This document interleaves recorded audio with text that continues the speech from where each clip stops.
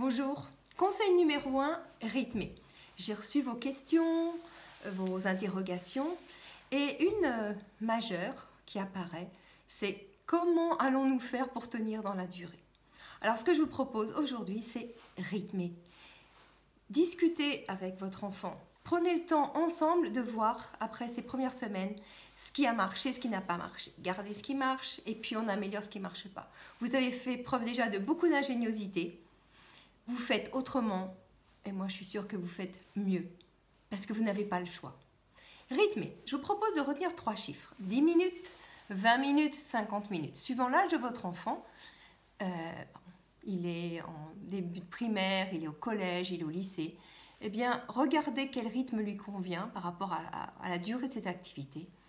Ce n'est pas un chiffre rigide que je vous donne là, c'est juste un repère pour éviter que l'attention chute, sa concentration chute et qu'il se fatigue. Au bout de 10 minutes, 20 minutes, 50 minutes, faites une pause. Invitez-le à faire une pause. Ça veut dire quoi? On se lève, on va prendre un verre d'eau, on respire de l'air frais, on va à la fenêtre, on va sur le balcon, on va dans le jardin si on a la chance d'en avoir un. Et puis on revient. La pause, elle dure 5 minutes. On revient, on se remet au travail. Et on change de position, on rythme. On était debout, on travaille assis. On était assis, on travaille à plat ventre sur le tapis. On travaille assis sur le canapé. On travaille en marchant, peu importe. Mais on change de rythme. 10 minutes plus tard, 20 minutes plus tard, 50 minutes plus tard, de nouveau on fait une pause et on passe à autre chose.